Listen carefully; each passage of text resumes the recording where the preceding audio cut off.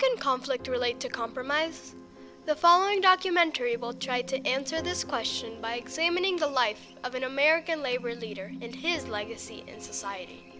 His name is Cesar Chavez, a second-generation American, born on March 31st, 1927, on a farm in Yuma, Arizona.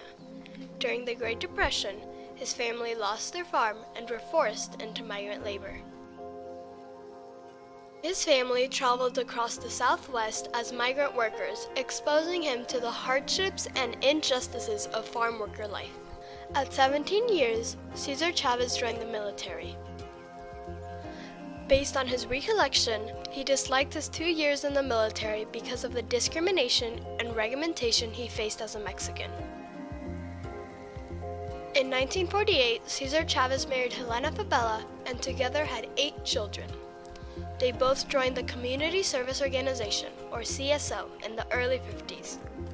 Mark Grossman met Cesar Chavez in 1968 and served as his press secretary, speechwriter, and personal aide. He shared the following remarks.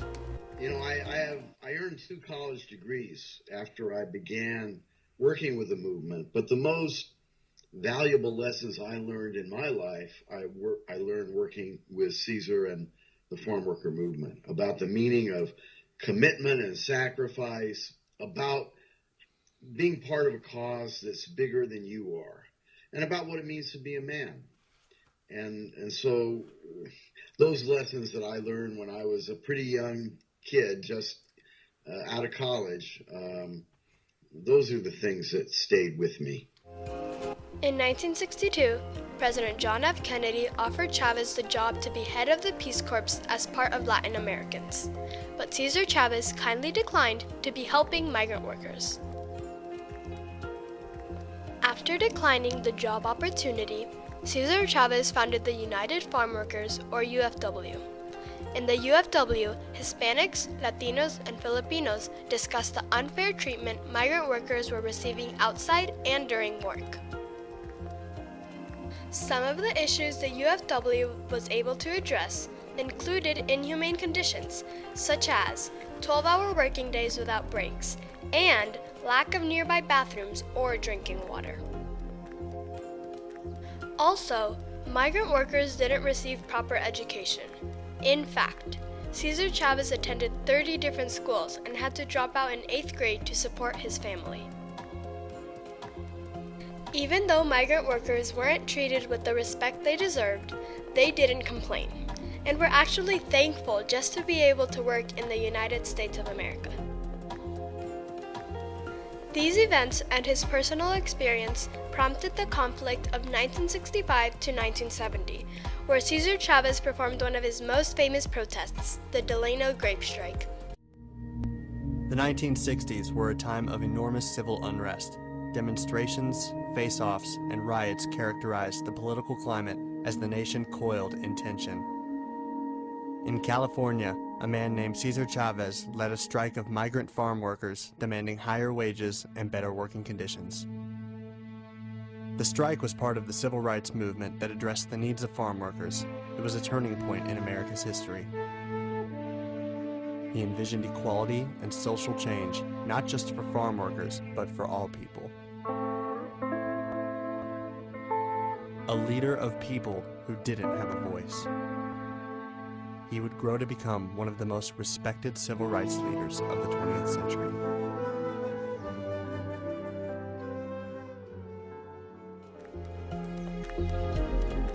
The protest included a 300-mile walk from Delano to Sacramento.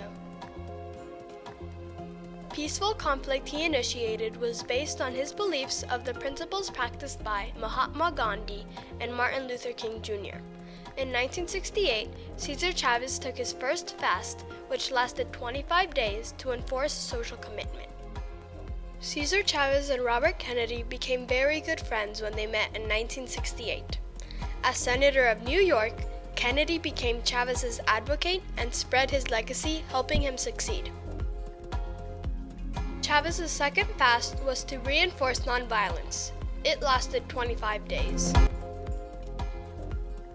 The fight is never about grapes or lettuce. It is always about people. Cesar Chavez.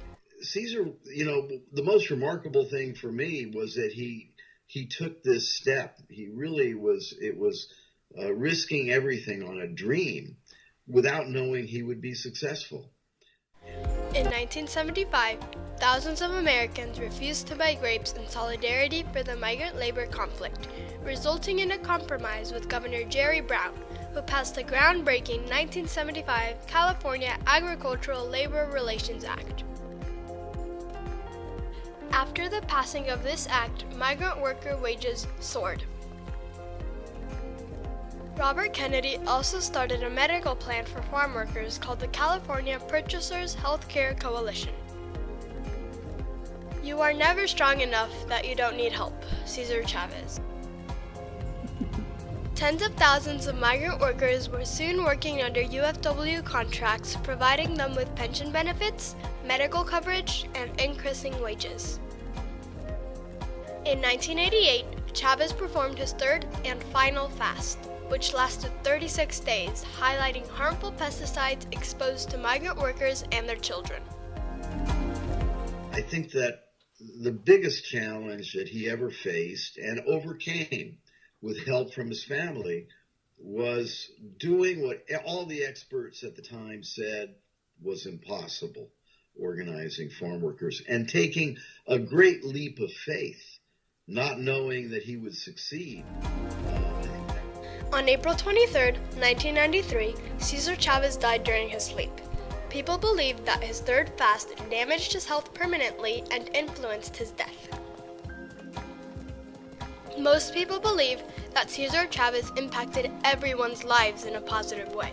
However, some people didn't agree at first on what he was doing. How did Cesar Chavez's boycott affect you and your family?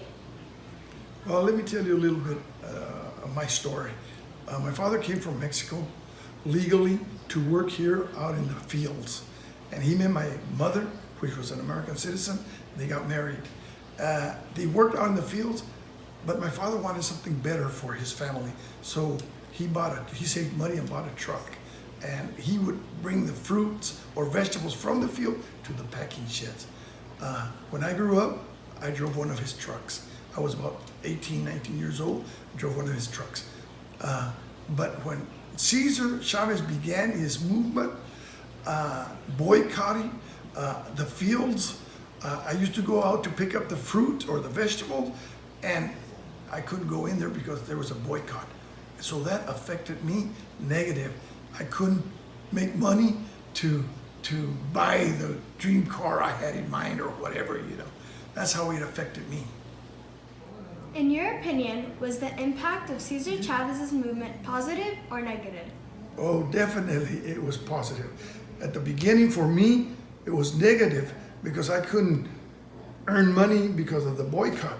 But after I learned all the good things Cesar Chavez did for the labor workers, water out in the fields, restrooms out in the field, breaks when it was too hot. So it was definitely positive for the labor workers. In 1994, the Cesar Chavez holiday was officially signed into bill by Governor Pete Wilson. 1990 through 2015, migrant worker wages increased significantly. Our society continues to endure conflicts such as the one found in migration laws. In 2012, President Obama proposed a viable compromise called the Deferred Action for Childhood Arrivals. However, a compromise is yet to be achieved. Chavez's motto in life, Si Se Puede, demonstrates that it can be done. His grandchildren, Eric, Anthony, and Andres, continue to carry on with his legacy for equality, justice, and dignity for all Americans.